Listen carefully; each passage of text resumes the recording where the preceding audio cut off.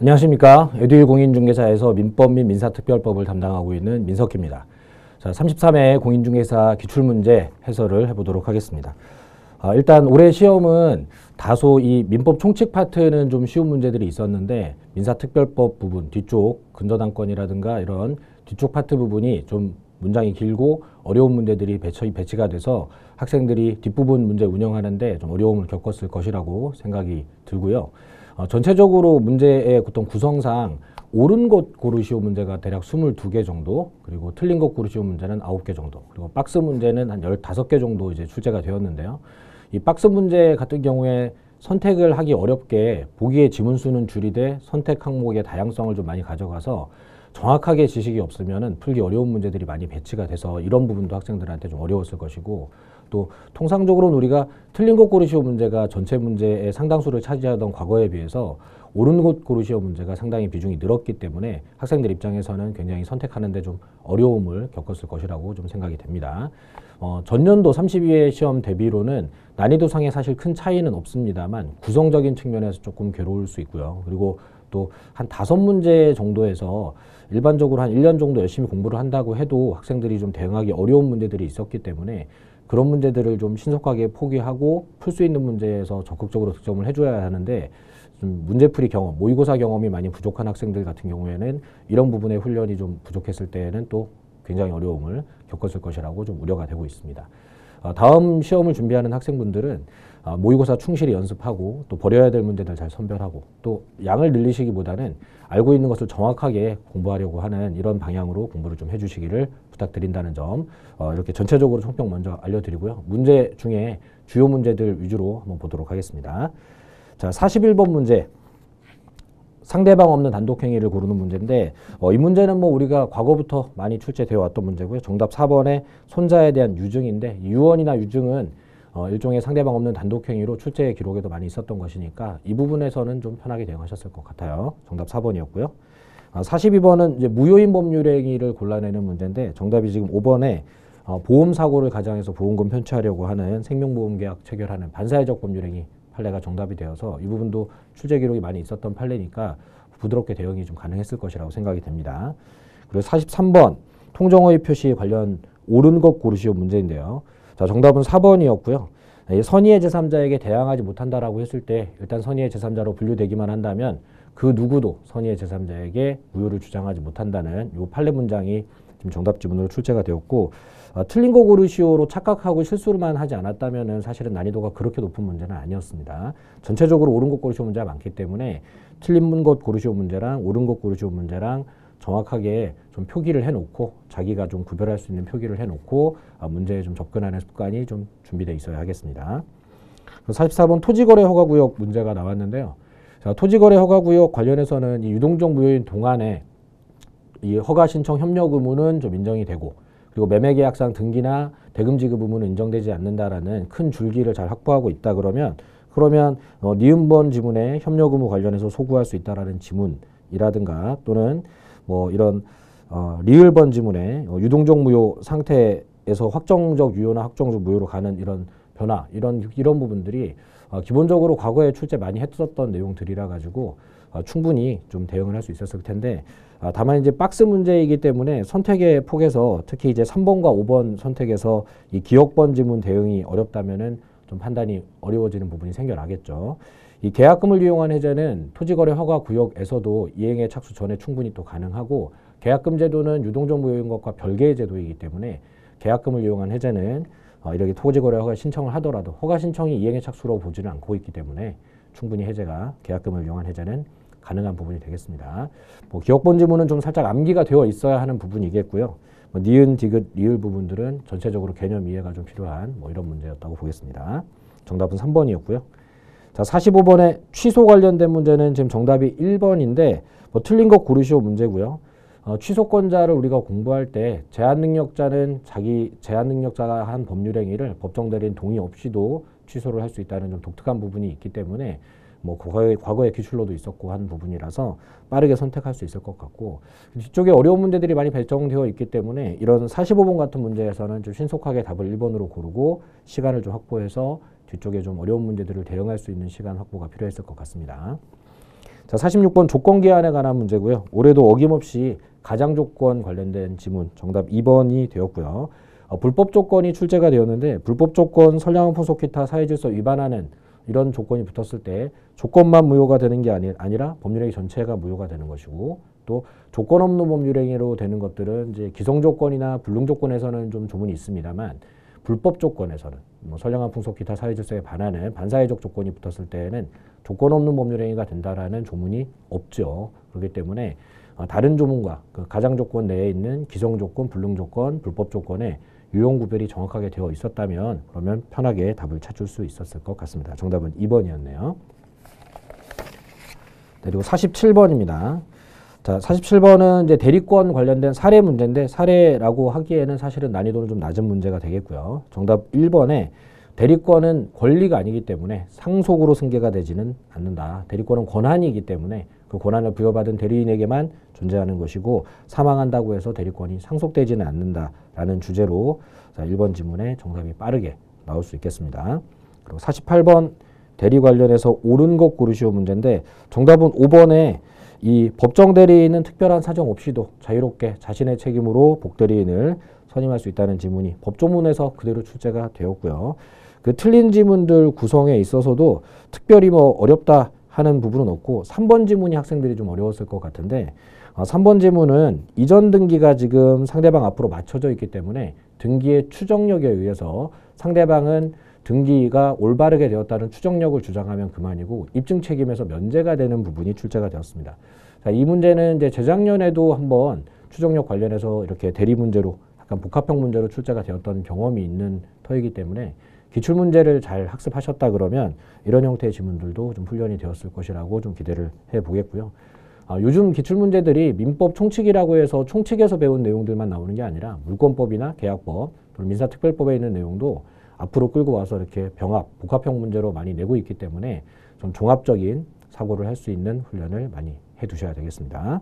자, 정답은 5번이었습니다. 그리고 49번 권한을 넘은 표현 대리가 출제가 되었는데요.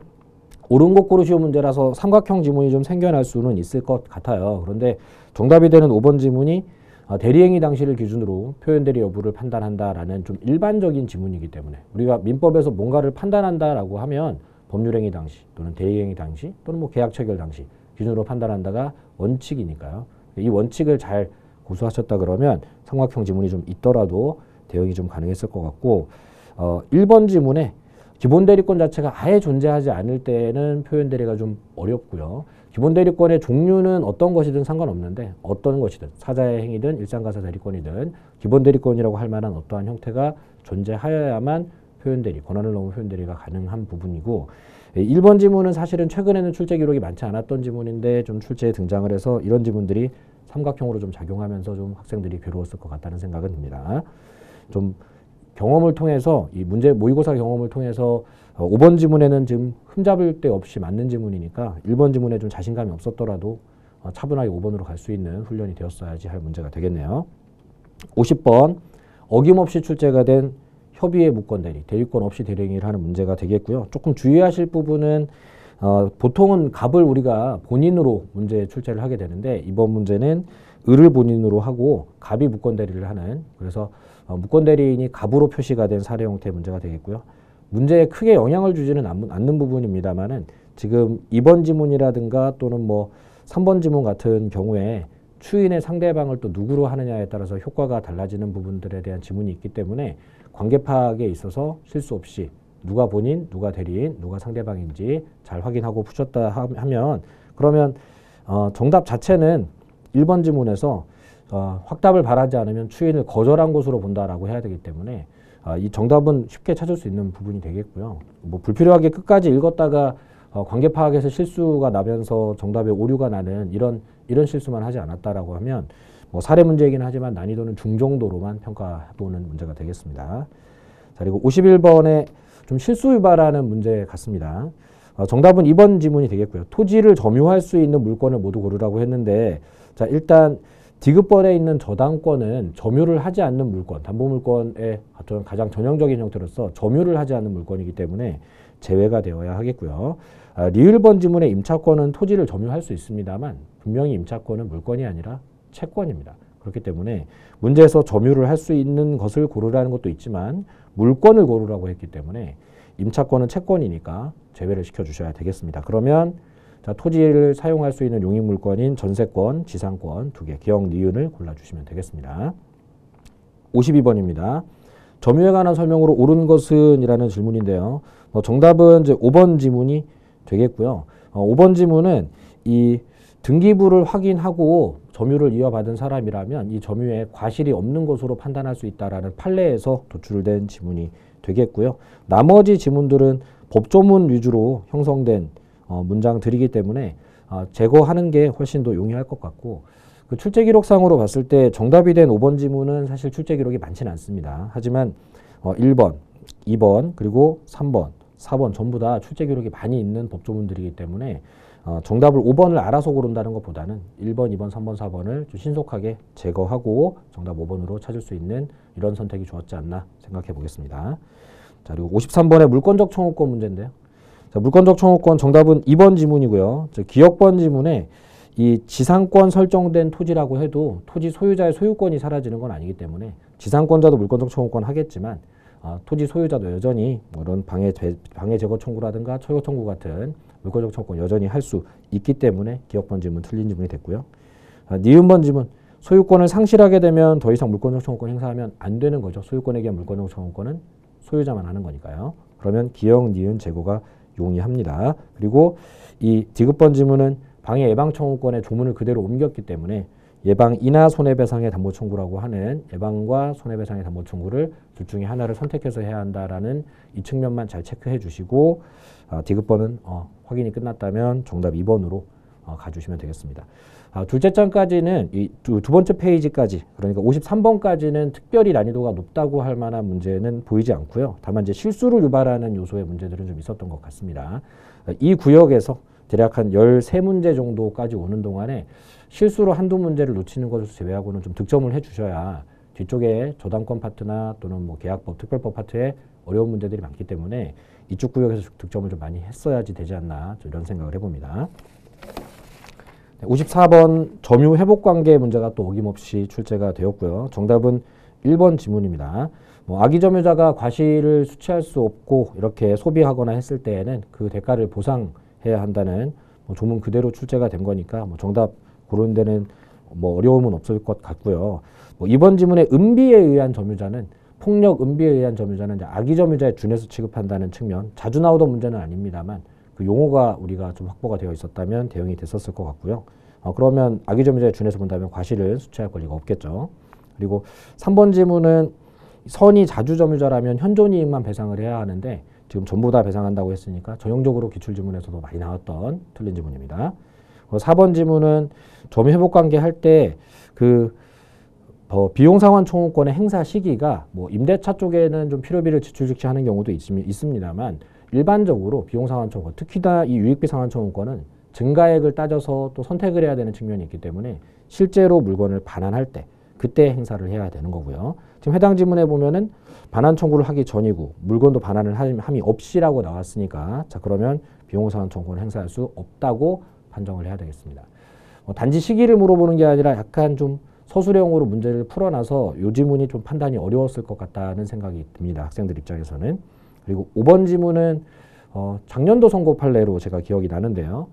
악의 점유자 같은 경우에도 비용상환 청구권 행사할 수 있다는 것은 예전부터 이론적으로 다루어지던 이야기고요. 또 악의 점유자 같은 경우에는 과실을 취득할 수가 없기 때문에 통상의 필요비를 청구할 수 있다라는 판례가 이제 재작년에 좀 선고 기록이 분명히 있습니다. 제가 최신 판례 강의할 때도 설명을 했던 기억이 나고요.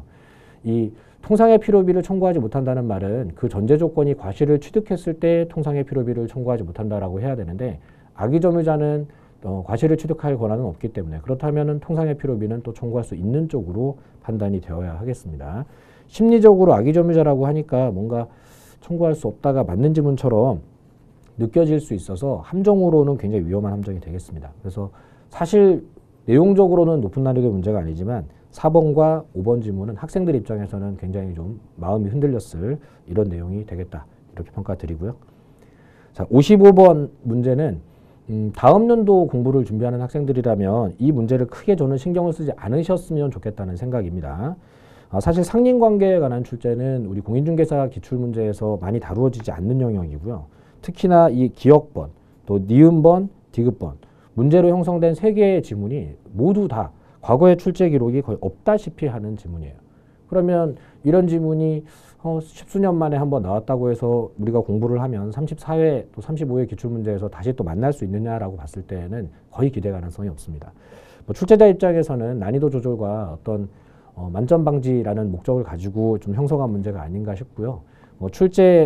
저도 문제를 다루는 사람 입장에서는 이 문제는 사실은 중개사의 어떤 자격을 검증한다는 문제로서는 좀 아쉬운 내용이 아니었나 싶은 부분이고요. 설명 잠깐 드리면, 자, 기억번에 토지 주변의 소음이 사회통념상 수인될 한도를 넘지 않는다면 우리 주변에는 소음이 항상 존재하죠. 그렇다면 이제 수인해야 되는 부분이고, 그런 부분까지 제거를 청구한다라고 하면 정말 작은 소리까지도 제거 청구를 하면서 분쟁이 빈발하게 될 것이기 때문에 이렇게 수인 한도를 넘는다, 즉 참을 수 있는 한도를 넘는다고 했을 때에만 제거 청구를 하게 되고, 수인 한도를 넘지 않는다라고 하면 그럼 제거 청구하지 말고 서로 간에 좀 이해하고 살아야 될 부분이다라는 규정입니다. 법률적으로 어떤 큰 의미가 있는 것은 아니고, 물론 시사적으로 뭐 층간소음이라든가 여러 가지 뭐 이런 이슈가 있을 수는 있겠습니다만 중개사 업무랑은 크게 관련 없어 보입니다. 틀린 지문이었고요. 그리고 니은번, 우물을 파는 경우에 경계로부터 2m 이상 간격을 두라고 하죠. 근데 당사자 사이에 이와 다른 특약이 있으면 특약이 우선한다는 취지인데, 뭐 어떤 특별한 이슈가 있어서 출제하는 지문은 아닌 것 같습니다. 전체적으로 상인관계 조문들이 이제 임의 규정들이고요. 또 그렇기 때문에 협의로 조정할 수 있는 부분이고, 뭐 우물을 판다고 가정을 해보면, 저도 아주 어릴 때는 동네에 우물이 있어서 마을 사람들끼리 같이 쓰고 했는데, 경계로부터 2m의 거리를 두라고 했던 건 혹시 또 굴착공사 같은 것을 할 때 붕괴 위험이나 이런 것이 있어서 그런데, 만약 마을이 공동으로 사용하는 우물을 파게 된다면 이웃과 협의하에 뭔가 중간에 바짝 붙여서 좀 우물을 판다든가 하는 일들이 충분히 있을 수 있겠죠. 그래서 학습을 통해서 외워서 문제를 푼다는 것보다는 일반 상식적인 느낌에서 협의하에 좀 이렇게 경계선에다 물고 뭐 이렇게 우물을 판다든가, 뭐 마을에선 충분히 있을 수 있는 일로 이렇게 생각을 하고 접근을 하셨으면 더 편하셨을 것 같고요. 뭔가 외운 것에서 기억을 더듬으려고 했다면 사실은 이런 부분까지 공략하기에는 우리가 1년 안에 공부를 준비한다고 봤을 때에는 이런 조문을 챙겨가기에는 출제 비중이 너무 낮습니다. 그래서 좀 참고사항 정도로 생각하시면 좋을 것 같아요. 디귿번에 토지 소유자가 부담하는 자연유수의 승수 의무라는 것이 있는데, 용어 자체도 잘 쓰지 않는 지문입니다. 이 승수 의무라는 것은 이웃 토지로부터 흘러들어오는 물을 막지 말아야 된다라고 하는 규정이에요. 뭐 전체적으로 물이 고여서 썩는다든가 또는 홍수나 범람의 위험 같은 것들이 있을 수 있고 하기 때문에 물이 흘러가는 길을 막지 않도록 되어 있는 것을 이제 승수 의무라고 하는데, 그렇다고 해서 적극적으로 자연유수의 소통을 유지할 의무가 포함되느냐, 즉 물이 흐르게끔 내가 길을 파주고 뭐 이렇게 수로를 형성해주고 아래 사람들을 위해서 그런 것들을 만들어주고 해야 될 적극적 의무가 있느냐의 측면에서는 대법원에서 한 4, 5년 전에 적극적 이런 소통공사 의무까지는 없는 거다라고 한번 선언을 한 바가 있습니다. 뭐 판례가 선고된 지 4, 5년이 지나도록 어떤 시험에도 출제 기록이 이렇게 없던 판례이고요. 판례라고는 하지만 이런 것을 어떤 중개사의 어떤 능력을 검증하는 시험 문제를 출제했다는 건 좀 아쉬움이 느껴지는 부분입니다. 시험이라는 건 분명히 좀 틀리게끔 유도하기 위한 문제들도 존재하는 것이니까 학생분들 입장에서는 이런 문제들을 만났을 때 상인관계는 내가 좀 공부를 하지 않고 관리했던 부분이니까 제외시켜 놓고 관리하겠다, 시험 운영하겠다 하는 판단을 좀 신속하게 내리셨어야 하는 부분이 아닌가 싶고요. 지금 정답이 2번인데 지금 보면은 니은번을 포함한 지문이 4번에도 있고 5번에도 있어요. 그래서 사실 모든 지문을 알지 못한다면은 답을 고르기도 좀 굉장히 곤란한 상태가 되겠고, 기억번은 사실 뭐 제거하는 게 그렇게 어렵지는 않습니다. 그렇긴 하겠지만 5번과 2번 사이의 선택은 굉장히 어려운 부분이에요. 그렇기 때문에 사실상 이 부분은 공부를 해서 정답으로 접근하기는 굉장히 어려운 부분이었으니까 틀리셨더라도 그건 여러분들이 뭐 공부가 부족하거나 이런 부분은 아니라고 저는 생각합니다. 자, 그리고 56번 소유권 취득에 관한 설명으로 옳은 것은 이라는 문제고요. 뭐 중간중간 다소 좀 이렇게 불편한 지문들이 있고 옳은 거 고르시오 문제이긴 하지만 5번 지문에 타주 점유자가 시효 취득이 안 된다라고 하는 부분은 점유 취득 시효든 등기부 취득 시효든 자주 점유를 기반으로 하는 것이기 때문에 어렵지 않게 답을 찾을 수 있을 것 같다는 생각이고요. 3번 지문에 취득 시효를 완성한 사람이 등기를 해야 소유권을 취득을 하는 건 맞아요. 하지만 이것 때문에 좀 혼란이 생기는 학생이 생길 수 있었다고 보여지는데 등기를 해야 소유권을 취득하는 게 점유취득시효이긴 하지만 등기를 하면 점유 개시 시점에 소급해서 소유권을 취득하기 때문에 문장의 문맥을 보면 등기를 한 이후부터 소유권 취득의 효력이 발생된다라고 해가지고 이 시점에 관한 명시적인 문구가 나옵니다. 그렇기 때문에 이 부분은 사실은 복수 정답으로 인정되거나 하긴 어렵고 너무나 명백하게 5번에 정답 지문이 있기 때문에 이 3번 지문은 사실 뭐 함정이 좀 될 수는 있었겠지만 학생들은 괴로웠겠지만은 정답을 보면 5번으로 가야 되겠습니다. 잠깐 이 부분은 설명드리도록 할게요. 자, 우리가 점유취득시효를 하면은 20년에 점유를 하게 되는데 만약 갑소유의 부동산을 을이 점유를 해서 20년을 점유를 했고 이 관계가 이어져서 등기청구권을 취득한다라고 했을 때 20년 이후 어느 시점에 을이 등기를 해서 소유권을 취득합니다.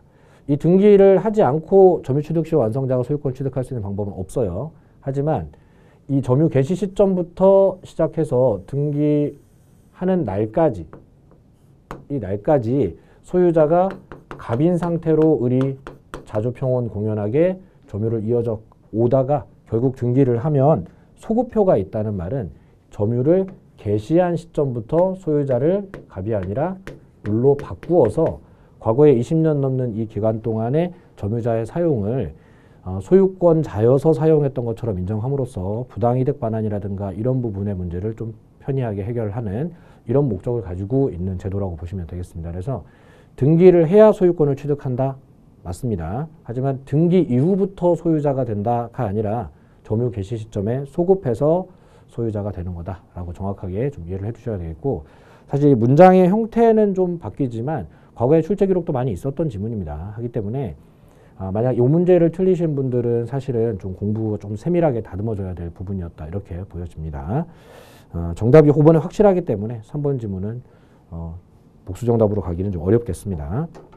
그리고 정답은 5번이었고요.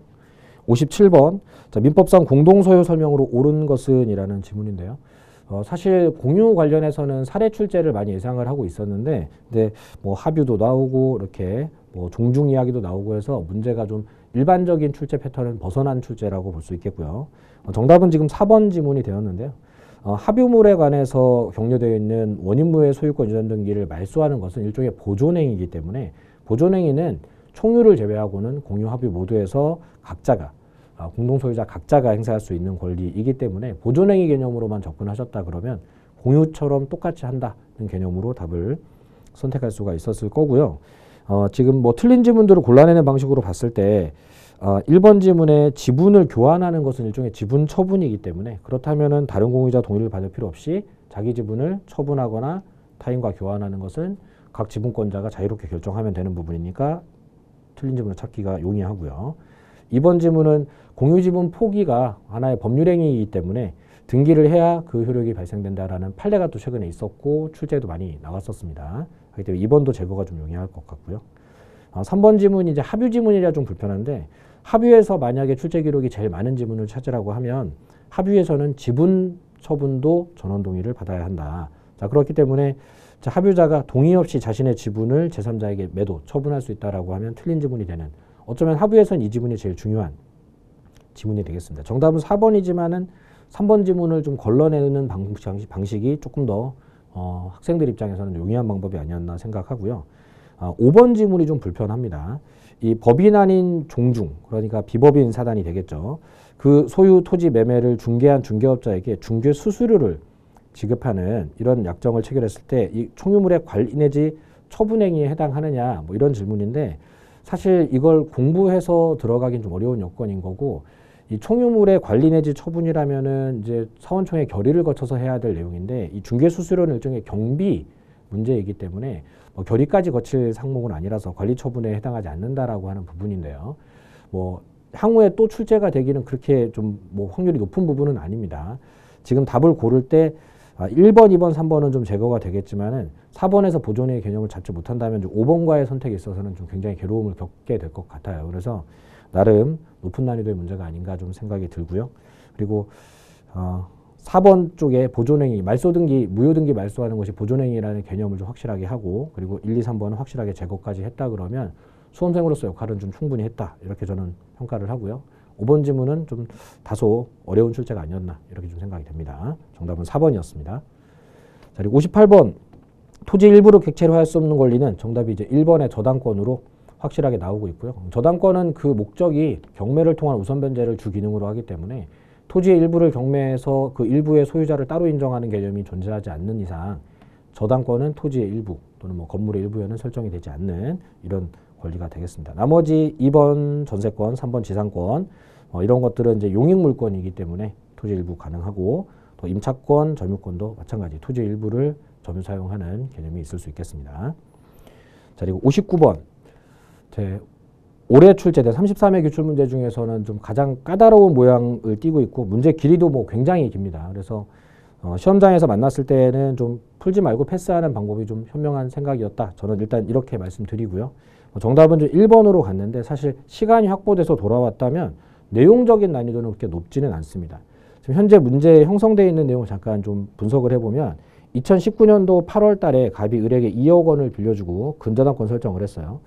대여기간 1년에 이자 1.5% 이렇게 좀 구체적인 내용이 적혀 있는데 사실은 이 이자라는 게 존재한다는 것만 알면 되고 문제에서 이자율이라든가 이런 걸 좀 계산해야 될 상황은 아닙니다. 그래서 이렇게 그냥 근저당권 설정이 되어 있구나. 그리고 이 3억 원짜리 부동산에 대해서 채권 최고액 이렇게 채권 최고액 2억 5천만 원으로 해서 빌려줬다는 겁니다. 자, 그러면은 등기부에 1번에 근저당권이 있다고 해보는 거예요. 근저당권. 자, 근저당권자가 갑이 되겠고요. 갑이 빌려준 돈은 실제로는 2억 원입니다. 그리고 이 대여를 하면서 채권 최고액 2억 5천만 원. 그래서 근저당권 갑이 갖고 있는 채권 최고액이 2억 5천만 원 좀 줄여서 쓰겠습니다. 자, 이렇게 설정 등기가 되어 있고요. 그리고 2순위로 또 1억 원을 대여하면서 병이 2번 근저당권을 1억 5천만 원 했습니다. 자, 그러면 2번으로 또 근저당권이 하나 생겼고요. 병. 그리고 채권 최고액은 1억 5천만 원 이렇게. 자, 두 개의 근저당권이 존재한다는 것 정도 그리고 채권 최고액 정도만 파악을 해놓고 문제를 풀 수 있는 상태입니다. 그러니까 시간만 충분하다면 아주 복잡한 형태의 문제는 아니었다는 거예요. 길이만큼 그렇진 않다는 거예요. 그리고 지금 문제 한, 둘, 넷, 여섯, 일곱째 줄에 보면은 병이 2022년 6월 1일에 근저당권 실행을 위한 경매를 신청했다 이렇게 나오죠. 자, 그럼 아래쪽에다 적어 두겠습니다. 자, 병이 경매를 신청했고요. 경매를 신청한 날은 2022년 6월 1일입니다. 2022년 6월 1일에 경매를 신청했습니다. 자, 눈치가 빠른 학생들이라면 후순위 근저당권자가 경매를 신청했으니까 선순위 근저당권의 피담보 채권의 확정 시기를 물어보겠구나. 뭐 이런 측면을 좀 예상을 해볼 수 있는 부분이 되겠고요. 확정과 관련된 문제가 근저당권의 주요 문제이기 때문에 예상은 해볼 수 있는데 사실은 숙련이 많이 되지 않은 학생들은 이 관계까지를 파악하는 데에도 시간이 좀 걸릴 것 같아서 미뤘다가 마지막에 시간을 확보해서 좀 접근해 볼 만한 문제가 되겠고요. 기억번에 2022년 6월 1일 갑의 근저당권의 피담보 채권액은 확정이 되지 않는다. 즉, 자, 병이 경매를 신청했으니까 병의 근저당권은 경매 신청일인 2022년 6월 1일에 확정이 될 수 있겠지만 선순위 근저당권인 갑은 경매 신청일인 6월 1일에 확정되는 것이 아니라 경락대금 완납 시에 확정될 거니까 경매 신청 날에 확정되지 않는다는 맞는 지문이 되겠죠. 니은번에 갑에게 2022년 6월 1일 이후에 발생한 지연이자는 채권 최고액 범위 내이더라도 근저당권에 의해서 담보되지 않는다라고 했는데 틀린 지문이 되겠고요. 근저당권의 경우에는 이 지연이자 같은 경우에는 채권 최고액 범위 내에서 담보가 되고 또 뭐 1년분 제한도 없고 또 심지어는 이제 확정 이후에 발생된 이자까지도 뭐 최종적으로 배당할 때 좀 담보가 될 수 있는 부분이에요. 근데 심지어 지금 갑의 배당금을 물어보고 있으니까 2022년 6월 이후의 이자라면 아직 확정도 전이에요. 확정도 전이라면은 당연히 채권 최고액 범위 안에서 다 담보가 될 수 있겠습니다. 그래서 자, 이거 담보될 수 없다 했으니까 틀린 지문 되겠고요. 디귿번에 갑이 한 번도 이자를 받은 바 없고 엑스토지가 3억 원의 경매가 되었을 때 갑은 경매 대가에서 3억 원을 변제받는다라고 했는데 이 3억 원이라고 하는 금액은 엑스토지의 가액이 되겠고요. 그리고 이 그 근저당권의 채권 최고액이 지금 2억 5천만 원입니다. 그죠? 자, 그러면 뭐 이자가 어떻게 늘어났던 3억을 배당받을 일은 없죠. 그러면은 이 3억 원이라는 금액이 도대체 어디서 왔느냐? 부동산의 가액이 3억 원이고 근저당권자는 채권 최고액 2억 5천. 그러면은 만일 뭐 다른 이자 요소가 없다고 생각했을 때 3억 원을 배당한다라고 하면 1순위로 2억 5천만 원을 배당하고 2순위로 1억 5천만 원을 배당해야 되는데 돈이 부족하니까 5천만 원 정도가 배당이 되겠죠. 자, 이 갑의 채권액이 2억 5천을 넘는다면 2억 5천, 5천 정도로 배당이 될 것 같고요.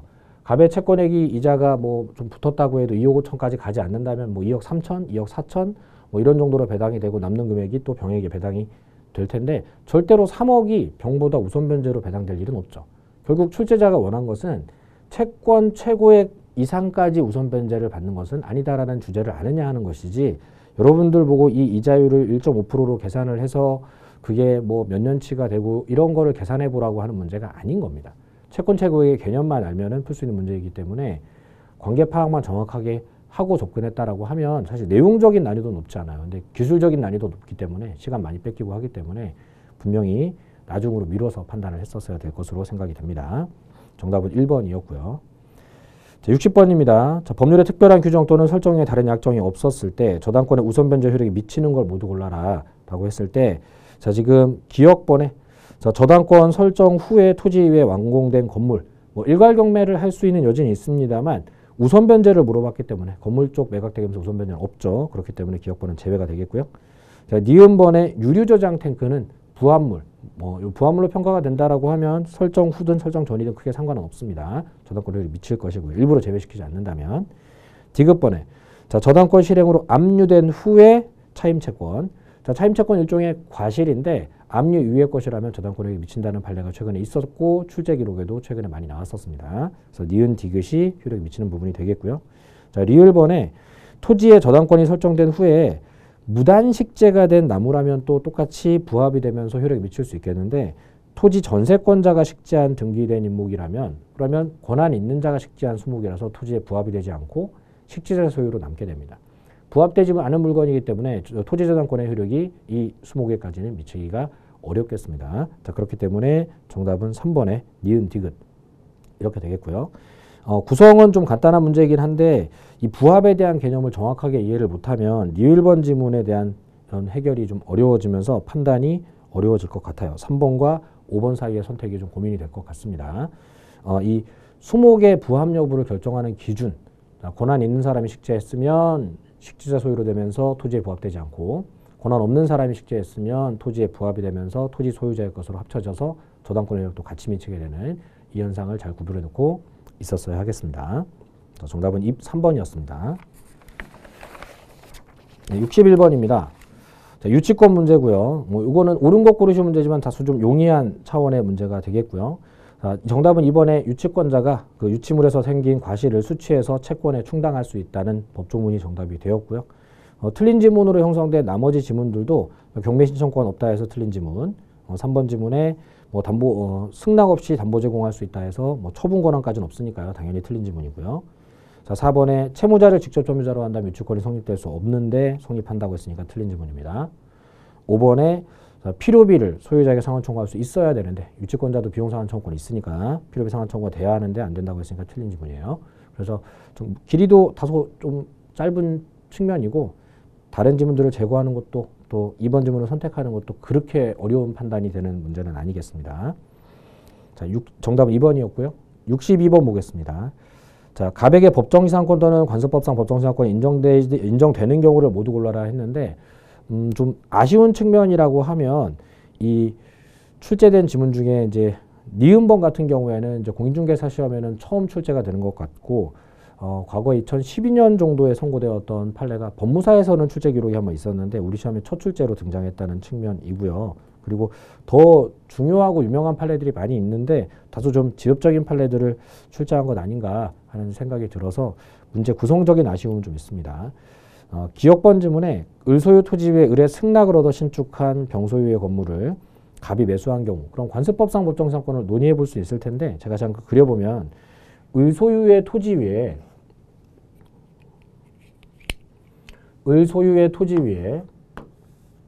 병이 신축한 건물이에요.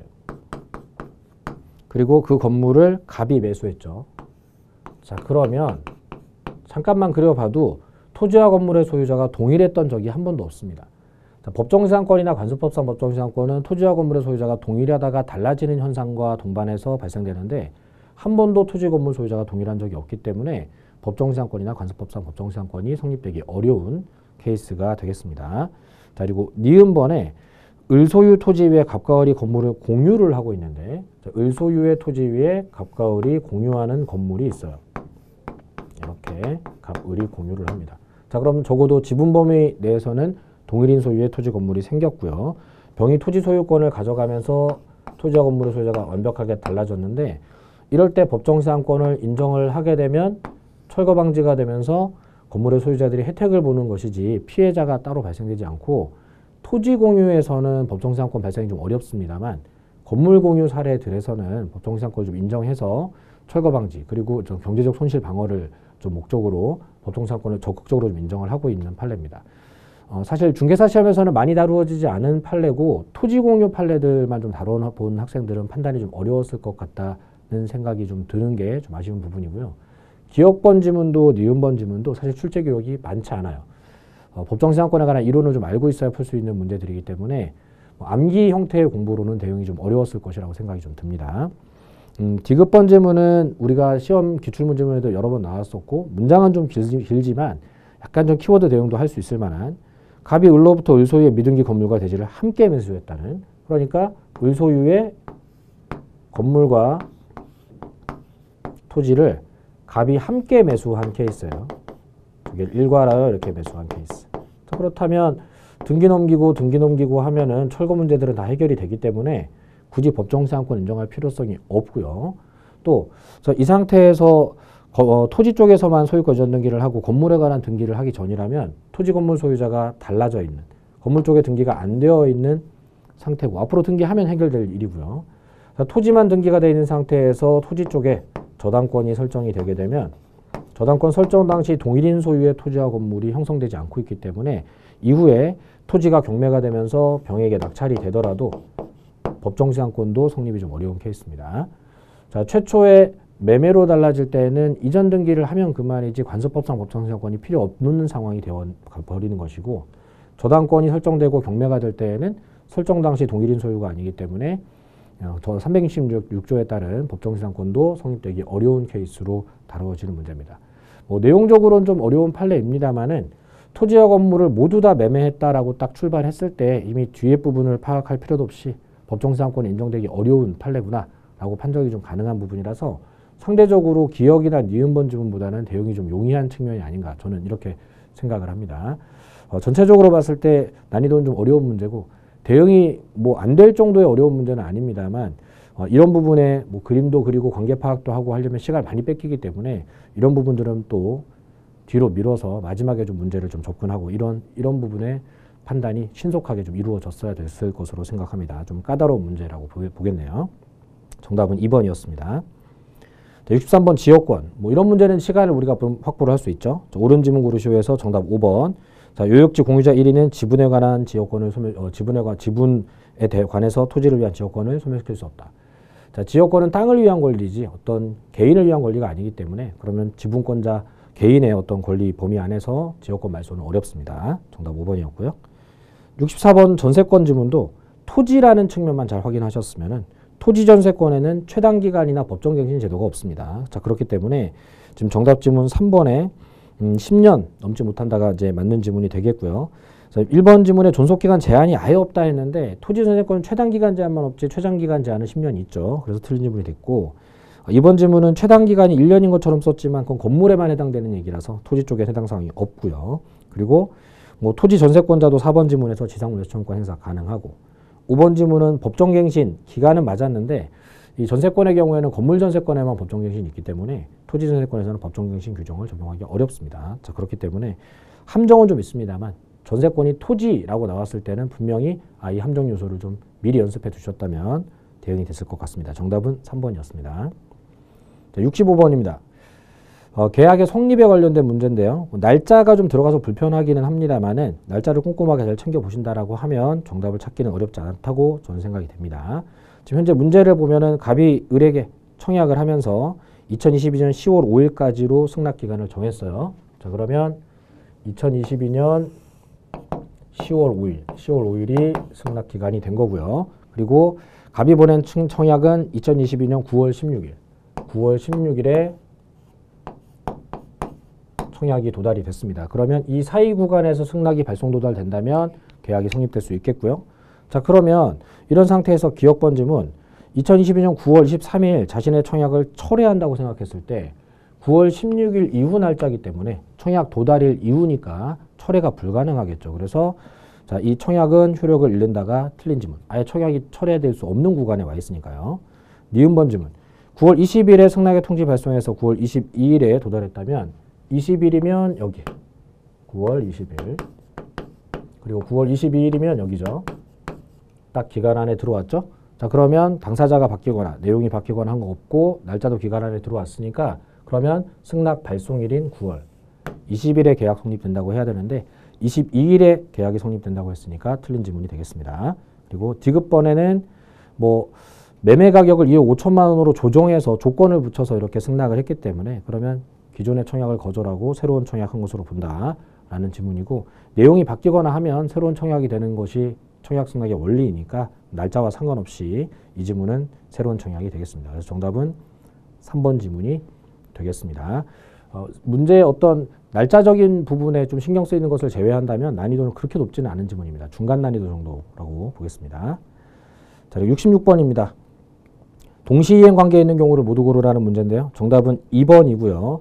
뭐 기억번 지문에 권리금 관련된 지문이 좀 다소 최근 판례라 판단이 조금 어려울 수는 있겠는데 목적물 반환 의무하고 동시이행 관계에 걸리는 것은 보증금 반환이지 권리금 반환이 아니다 라고 판단하셨다라고 하면 기억번 제거가 됐을 것 같고요. 그리고 니은번의 임차권 등기명령에 따른 등기 말소는 이미 세입자가 이사를 나가면서 이 등기를 하고 또 보증금을 못 받은 상태이기 때문에 보증금 반환이 선이행이 되어야 하는 다소 자주 출제되는 판례 문장입니다. 그래서 니은번 지문도 틀린 지문이 되겠고요.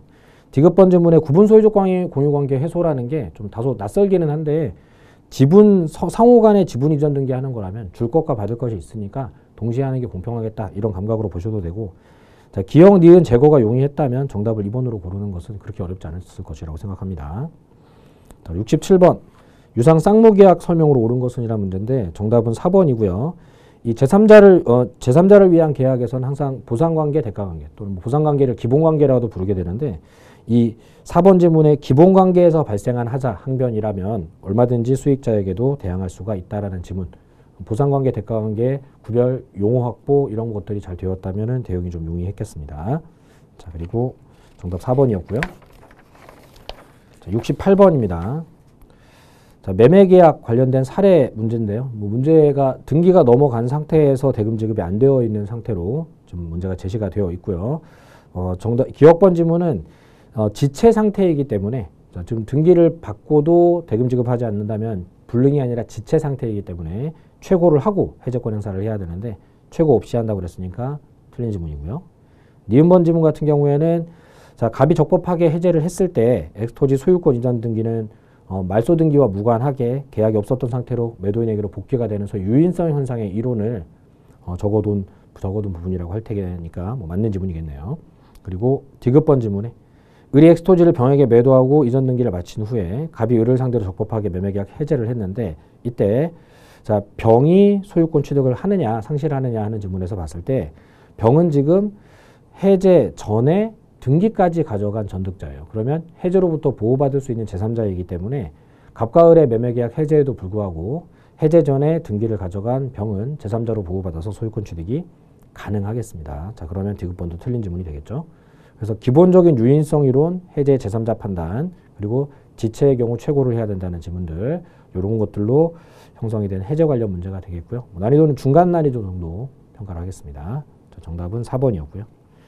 자, 69번은 좀 간단한 문제죠. 자, 유형 설명이고요. 옳은 것은 3번에 증여계약은 쌍무유상 낙성 분류 편무계약이면서 낙성계약이죠. 자, 우리 시험 범위에 있는 매매교환 임대차는 쌍무유상 낙성 분류식 계약. 매매와 유사한 측면이 있지만 무상으로 지급되는 이 증여계약은 편무 무상계약인데 낙성 분류식 계약인 측면은 동일합니다. 그래서 낙성계약이다가 정답이 되겠습니다. 자, 70번 문제입니다. 갑이 그 소유의 X부동산에서 을과 매매 일방 예약 체결을 했는데 그래서 매매 일방 예약이 그렇게 자주 출제가 되는 지문은 아닙니다. 그리고 행사 기간을 20년으로 정했다라는 측면도 자주 나오는 지문은 아니고요. 그렇기 때문에 이번 지문에 10년이라는 이 숫자 때문에 학생들이 이번 지문을 고민을 많이 했을 것 같아요. 근데 예약 확률권 행사 기간은 당사자의 약정이 있다면 약정이 우선이고 약정이 없을 때 예약 성립일부터 10년간 행사하는 형성권이니까 지금처럼 약정이 20년으로 있다면 10년으로 단축할 것이 아니라 약정대로 20년으로 운영을 해야 될 것이고요. 뭐 정답 3번 지문이 사실 또 재산권 양도, 그러니까 우리가 일종의 채권 양도 같은 개념에서 출제가 된 것이라서 학생들이 선뜻 고르기가 좀 힘들고, 그러다 보니까 자, 1번에 소급하여 틀렸다. 2번에 20년 약정이니까 10년 틀렸다. 4번에 제척기간이니까 직권조사가 가능하다. 직권 고려할 수 없다니까 틀렸다. 자, 5번 지문에 형성권이니까 승낙 없이도 행사할 수 있다. 자, 이런 지문들을 걸러내야 되는데 사실상 좀 출제 비중에 비해서는 너무 자세히 나온 것이라서 학생들이 느끼는 체감 난이도는 꽤 높았을 것이라고 생각이 됩니다. 자주 안 나오던 문제고 좀 디테일한 부분까지 그것도 사례 형태로 나왔기 때문에 이 문제는 좀 어려운 난이도로 분류를 하겠습니다. 기본기가 굉장히 강력해야 풀 수 있는 문제가 되겠네요. 정답 3번이고요. 71번에 권리하자 담보 책임인데 이 부분은 뭐 암기사항 매년 출제되고 있으니까 아기 매수인이 할 수 있는 형태의 담보 책임 형태를 잘 외워두셨다면 딱 예상 범위 내에서 출제가 됐다라고 평가를 하겠고요. 아기 매수인이 할 수 있는 권리라고 하면 전부 타인 권리 매매에서 해제, 또 일부 타인 권리 매매에서 대금 감액 청구, 저당권, 전세권 실행으로 인한 담보 책임에서 해제와 손해배상 청구, 이 정도가 되겠죠. 자, 그 부분은 기역, 니은, 디귿에 배치되어 있으니까 정답 5번으로 판단해 주시면 되겠습니다. 자, 72번의 환매. 사실 자주 안 나오는 주제가 또 연이어 또 출제가 된 주제인데 뭐 문제를 풀 때에는 1번, 2번, 3번, 4번이 좀 제외시키기가 좀 용이한 측면이 있어요. 그렇기 때문에 5번 지문에서 다소 좀 불편한 부분이 있더라도 답을 고를 수는 있을 거라고 생각이 좀 듭니다. 난이도는 중간 정도 느낌으로 느껴질 것 같고요.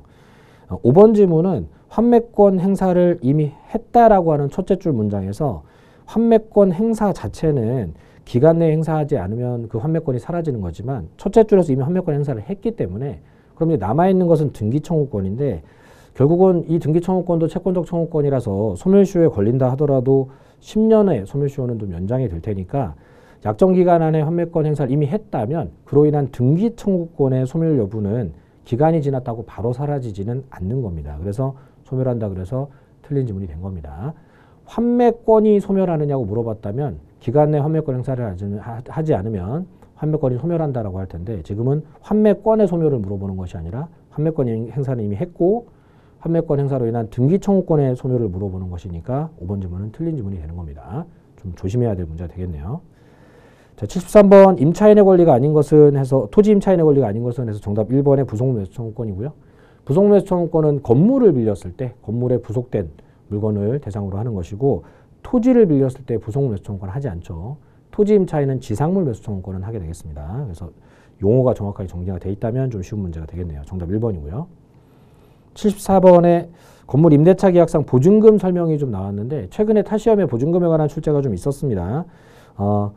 다소 아쉬운 것은 이 입증 책임 부분까지도 좀 이렇게 접근하고 들어갔다는 게 조금 좀 중개사 학생들이 대응하기 어려웠을 것이고 기억번 지문에 보증금의 존재, 지급했다는 사실 이 부분은 보증금이 필수 요소가 아니기 때문에 그 반환을 원하는 임차인 쪽에서 나는 얼마의 보증금을 지급한 적이 있다라는 걸 재판에서 입증해야 된다라는 내용으로 맞는 지문인데 일반적인 어떤 민법 공부하고 좀 약간 간격이 있는 소송법 관련 논점이기 때문에 이해도를 많이 요하는 부분입니다. 그리고 니은번에 임대차 계약이 종료하지 않았을 때 임차인 쪽에서 보증금이 존재하니까 차임 지급을 거절하겠다라고 하면 임대인이 불리해지겠죠. 자, 그렇게는 주장할 수가 없는 것이니까 그러니까 거절할 수 없다가 되겠고요. 니은번 지문은 과거에 기출문제로도 있었고 좀 학생들이 대응도 할 수 있을 만한 내용인 것 같아요. 그리고 이 디귿번 지문에 보증금이 반환되지 않고 있는 한 임차인의 목적물에 대한 점유가 적법한 점유이기는 해요. 근데 적법하더라도 어쨌건 임차인이 목적물을 사용을 하고 있기 때문에 계속 사용 수익하더라도라고 나왔기 때문에 임대료 상당의 부당이득 반환은 발생이 되어야 합니다. 우리가 분묘기지권 시효취득의 경우에도 그렇고 뭐 지상물 매수 청구권 상황에서도 그렇고 유치권 상황에서도 그렇고 점유가 불법이 아니더라도 타인의 물건을 사용하는 자에 대해서는 그 사용료에 대한 부당이득 반환은 하라고 하는 것이 요즘 판례의 트렌드이기 때문에 이런 기본적인 그 개념 이해가 좀 되어 있었어야지 디귿번도 대응이 됐을 것 같아요. 그래서 뭐 내용적으로 높은 난이도는 아니지만 학생들 입장에서는 이제 기억번과 디귿번이 좀 이해도를 요하는 지문이기 때문에 판단이 좀 쉽지 않았을 것 같다는 생각이고요. 정답은 3번인데 이 5번과의 판단에서 좀 쉽지 않았을 것 같다는 생각이 좀 듭니다. 이런 판단이 좀 들고요. 자, 75번 주택임대차보호법인데 뭐 상대적으로 전체 문제 길이에 비해서는 좀 난이도는 낮은 문제라고 보겠습니다. 자, 옳은 것 모두 고르죠 해서 정답이 3번이 됐고요. 뭐 다가구 주택은 단독주택이니까 그러니까 나중에 이후에 뭐 임대인이 다세대로 좀 변경하더라도 임차인이 불리해질 이유가 없어서 대항력 상실하지 않는 거고요. 이번에 우선 변제권은 뭐 토지만 경매가 됐을 때도 받을 수 있게끔 우리가 대지도 주택의 일부로 포함시키는 이유가 이 토지 매각 대금에서도 우선 변제 받을 수 있게 하는 거니까 기역, 니은 판단이 용이하고요. 그리고 이 디귿번 지문에 대항력 있는 임대차 상태에서 소유자가 바뀌었다면 임대인 지위가 승계될 테고 승계받은 새로운 양수인이 이 보증금 반환 의무를 부담할 테고 이후에 임차인이 주민등록을 옮기면 뭐 대항력은 사라지겠지만 이미 승계된 보증금 반환 의무는 계속 부담을 해야 하기 때문에 이 양수인의 보증금 반환 채무가 소멸한다는 지문이 틀린 지문이 되겠습니다. 자, 3번과 5번 사이에 판단이 좀 쉽지는 않을 것 같은데 근데 양수인이 보증금 반환하지 않는다면 그러면 양도인이 할 것이냐라고 생각해 보면 사실 보증금 반환할 사람이 양수인밖에 없죠. 자, 대항력을 상실하는 부분하고 지금 뭐 경매도 상황이 아니기 때문에 보증금 반환 채무는 좀 구별해서 본다라고 하면 사실 아주 어려운 문제는 아니겠습니다. 판단이 좀 까다롭기는 할 것 같아요. 이 특별법에 들어오면서 판단이 까다로운 문제가 많아서 학생들이 좀 괴로움을 느꼈을 것 같습니다. 정답은 좀 3번이고요. 네, 76번 보겠습니다.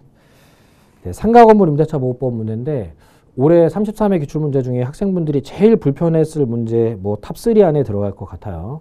세종특별자치시에 관한 상가건물 임대차를 물어봤는데 사실 우리가 서울 지역의 그 환산보증금 적용 한도는 대부분의 학생들이 기억하고 있지만 세종특별자치시의 환산보증금 상가건물 임대차 보호법 적용 한도가 얼마인지를 외우고 다니는 학생들이 글쎄요 얼마나 될지 모르겠습니다. 그리고 출제자도 세종특별자치시를 일부러 외워야만 풀 수 있는 문제를 굳이 낸다는 것은 사실은 좀 그렇게 보기 좋은 모양새는 저는 아니라고 보여집니다.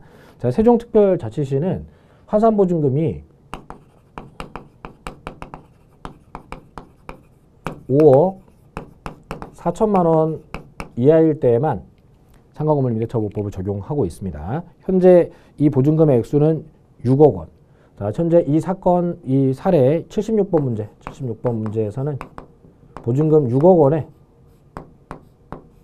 월세가 100만 원이니까 100만 원 곱하기 또 100을 해야 되겠죠. 자, 그럼 대략 7억 구간 정도 되겠네요. 그러면 5억 4천만 원을 초과하는 구간입니다. 그래서 환산보증금이 초과 상태이기 때문에 상가건물 임대차 보호법 내용 중에 대부분의 조문들은 적용이 되지 않고 그리고 대항력, 갱신요구권, 권리금 또는 3기 연체로 인한 해지조항 이 정도만 적용이 되겠습니다. 그렇기 때문에 기역번의 대항력은 인정이 되겠지만 니은번의 우선변제권은 환산보증금 초과 구간에 있기 때문에 적용이 안 되는 내용이라서 우선변제 받을 권리 있다가 틀린 지문이 돼버린 거고요. 디귿번은 신설된 뭐 이렇게 코로나로 인해서 신설된 조문이 반영이 됐는데 뭐 개정 조문이기는 하나 사실은 우리 중개사 업무하고 밀접한 관련이 있거나 한 부분도 아직은 아닌 것 같고 출제 기록도 어디에도 없는 지문이 좀 출제가 되어서 또 디귿번 지문을 모르면 답을 또 고르는 것도 사실 어려운 상태에 놓여져 있기 때문에 문제 판단이 굉장히 어려웠을 것으로 보여집니다. 근데 감염법 예방에 관한 법률에 따라서 이런 부득이한 사유로 코로나 같은 부득이한 사유로 영업 손실이 발생이 되면 그래서 3개월 이상 영업 못하는 이런 상태가 발생이 되면 그러면 임대차 계약을 해지할 수 있다는 신설 조항이 좀 있었고 이 부분이 이제 출제에 반영이 된 상태입니다. 자, 정답은 지금 4번인데 근데 이 니은번 지문은 환산보증금 액수를 알고 있어야지 풀 수 있는 지문이고 디귿번은 신설 조항에 대한 학습이 좀 되어 있어야 풀 수 있는 지문이고 둘 다 대응이 좀 쉽지 않아요. 그렇기 때문에 기역번은 좀 대응이 그래도 가능할 수는 있겠습니다. 금액이 초과가 되든 안 되든 적용되는 조항이니까. 그러면은 기역번을 맞는 지문으로 평가를 해서 제거를 그 기역번이 포함되지 않은 지문을 제거를 하고 1번, 2번 제거를 하고 보더라도 선택지가 지금 3, 4, 5번이 모든 걸 다 알아야 된다고 요구를 하기 때문에 굉장히 불편하게 느껴졌을 지문이고요. 이 문제는 사실은 이제 맞추는 것보다는 시간을 많이 안 뺏기고 그냥 패스를 시킬 수 있는 용기가 필요했지 않나 저는 이런 생각을 하고 있습니다. 정답은 4번입니다. 77번 집합건물법이고요. 70조 문제는 이제 공용부분 출제 사안이고 또 최근에 변경된 대법원 판례 공용부분 민법상 공유물에 대해서도 소수지분권자 상호 간에 인도 청구는 어렵고 점유배제 청구는 가능하고 부당이득 반환 청구 가능하고 이런 부분이 집합건물법의 이 공용 부분에 관련해서도 동일하게 좀 선고된 판례가 있어서 올해 선고 판례가 지금 기역번, 니은번에 좀 반영이 되어 있는 상태입니다. 과반수 공유 구분 소유자가 관리단 집회 같은 데서 동의를 받지도 않고 공유물에 해당하는 공용 부분을 배타적 사용하면 불법 점유가 되기 때문에 다른 구분 소유자들은 인도 청구로 가져가서 자기가 쓸 수는 없겠지만 방해 제거 청구로 그런 행동하지 말라라고는 할 수 있고요. 그럼 기역번 지금 인도 청구할 수 있다고 했으니까 틀렸고요. 또 거기에 분명히 구분 소유자들의 지분이 존재하기 때문에 부당이득 반환 청구는 지분의 비율로 니은번에 행사할 수 있으니까 맞는 지문입니다. 그리고 공용 부분 관리비에 대한 부담은 그 공유물에 대한 사용 수익금이기 때문에 별도 규약이 존재하지 않더라도 청구할 수 있는 지문은 과거에도 출제가 있었던 맞는 지문이 되겠습니다. 그래서 최근 판례 잘 섭렵해 놓고 있었다면 이 문제는 대응이 좀 용이했을 것 같아요. 정답 4번으로. 근데 이따가 80번에 나오는 관리단 관련된 집합건물법 문제는 좀 대응이 어려웠을 것 같습니다. 이 문제는 대응을 했었어야 하는 문제입니다. 자, 78번은 가등기담보법 문제고요. 정답은 4번에 가등기담보권도 물권이니까 피담보 채권과 함께라면 얼마든지 양도할 수 있다는 지문이 되겠고요. 틀린 지문들도 과거에 많이 출제되었던 지문이라 가담법 문제는 좀 맞춰주셨어야 되는 문제입니다. 정답 4번이었습니다. 그리고 79번은 계약형 명의신탁인데 자, 갑이 지금 우리가 명의신탁 결정을 하고 을이 매수인이면서 또 을이 등기까지 받아 두었기 때문에 전형적인 계약형 명의신탁입니다. 경으로부터 물건을 사려고 할 때 갑은 등장하지 않고 을에게 돈을 주어서 을이 매매와 등기를 모두 다 하는 계약형 형태의 명의신탁이 되겠고요. 자, 계약형 명의신탁 같은 경우에는 명의신탁은 무효이지만 이 물권 변동 관련된 부분이 상대방이 선의일 때는 유효가 된다라는 특징을 갖고 있죠. 자, 그렇기 때문에 자, 1번의 명의신탁은 무효지만 그렇지만 그 상대방이 선의일 때는 그때는 을이 소유권을 취득할 수도 있다라는 측면으로 이렇게 판단이 되시면 되겠고 1번, 2번. 그리고 항상 모든 유형의 명의신탁에서 제3자는 선악불문 소유권을 가져갈 수 있는 거니까 5번 지문에서 정의 소유권 취득을 못한다는 지문이 틀린 지문이 되는 것도 이렇게 제3자가 가져갔을 때는 선악불문 소유권 가져갈 수 있다는 측면도 판단이 어려운 부분은 아닙니다. 자, 사례라는 것만 제외한다면 문제가 그렇게 어려운 문제가 아니고 시간을 확보해서 여기까지 잘 와서 유형 파악하고 접근하는 게 필요했던 문제라고 보겠습니다. 정답은 5번이고요. 자, 80번의 집합건물법인데 사실상 중개사 업무랑도 관련이 없고 주택관리사 업무랑이랑 좀 관련이 있는 문제 아닌가 싶은데 관리단이나 뭐 관리인, 관리위원회의 세부 규정도를 좀 물어보는 지문이에요. 정답을 찾기가 굉장히 어렵습니다. 사실 짧지만 판단이 어렵고요. 정답 2번인데 구분 소유자 10인 이상일 때는 좀 이해관계 조율을 위한 관리인 선임이 필수라는 항목이에요. 1번에 구분 소유자가 아닌 자는 관리인이 될 수 없도록 구분 소유자 중에서 관리는 될 수 없다는 지문인데 구분 소유자가 아닌 자도 관리인 될 수 있죠. 관리인은 우리가 아파트 관리소장님 생각하신다 그러면 뭐 출근하시면 되는 거니까요. 이제 관리위원회 위원은 구분 소유자 중에서 선출하지만 관리인은 구분 소유자가 아니라도 괜찮습니다. 그리고 3번 지문에 이 보존행위 같은 거 관리인이 할 수 있는데 근데 관리인이 이런 사무들을 할 때에는 관리위원회 결의를 거치라고 되어 있는데 굉장히 디테일한 세부 조항인데 이런 거를 좀 출제했다는 것은 좀 아쉽다는 측면이고요. 4번에 이 관리위원회 위원이 되는 것 이것도 관리인은 관리위원회 위원이 될 수 없도록 되어 있어요. 관리인을 감독해야 되기 때문에 관리위원회 위원은 구분 소유자 중에서 선출하고 관리인은 관리위원회 위원이 되지 않도록. 근데 이런 행정적인 조문까지 출제했다는 것도 아쉽고요. 또 규약에서 달리 정한 바가 없을 때 관리위원회 위원은 부득이한 사유가 없더라도 서면이나 대리인 통해서 의결권 행사할 수 있다 이렇게. 근데 이런 어떤 뭐 감독을 해야 되는 기구들이 이제 서면 대리 결의를 함부로 하지 이제 못하게 하는 조항인데 다 행정적인 부분이에요. 그래서 사실 중개사 업무와 크게 관련 없는 부분을 너무 디테일하게 출제하지 않았나. 그래서 77번을 좀 용이하게 줬으니까 80번을 좀 까다롭게 출제한 이런 느낌 아닌가라는 판단을 해봅니다. 그래서 80번은 뭐 문제의 난이도와 상관없이 학생 입장에서는 미리 대응하기에는 집합건물법에 워낙 많은 조문이 있기 때문에 이런 부분까지는 대응하기는 좀 쉽지는 않았을 것 같다는 판단을 해봅니다. 정답은 2번이었습니다. 자, 이렇게 해서 33회 공인중개사 문제 좀 쭉 훑어봤고요. 좀 제가 상세하게 설명드린 그 문제 한 5개, 6개 정도는 제가 설명을 좀 드렸던 것 같은데 다음 연도를 준비하는 학생들은 이런 부분들에 대한 좀 준비도 해야 될 거예요. 그리고 또 이런 우리가 어려운 문제들을 만났을 때 좀 용기 있게 포기하는 훈련도 분명히 필요해 보입니다. 그리고 해가 갈수록 내가 공부하고 맞추어야 될 문제에서 확실하게 득점을 하지 못했을 때에는 출제자 입장에서는 약간 범위를 벗어나거나 아주 지엽적인 지문들도 이렇게 난이도 조절을 위해서 한 5개까지는 좀 출제를 하고 있기 때문에 대응이 점점 어려워지고 있습니다. 그래서 많은 양을 공부하는 것보다 알아야 될 것들을 확실하게 해서 자신 있게 답을 고르고 한 5문제 정도를 내가 과감하게 포기해도 그게 내 합격에 영향을 주지 않도록 하는 확실한 공부를 여러분들이 좀 계획해 주셨으면 고맙겠습니다. 33회 시험 치르신 분들 고생 많이들 하셨고요. 이런 좀 안 좋은 여건, 악조건 안에서도 또 합격에 영광을 받으신 분들한테 축하드리고, 다소 아쉬운 결과가 나왔더라도 출제자가 문제를 조금 어렵게 끌고 간 측면이 있으니까 여러분들 잘못이 아니라는 거 다시 한번 강조드리면서 용기 잃지 마시기 바랍니다. 33회 해설을 마치도록 하겠습니다.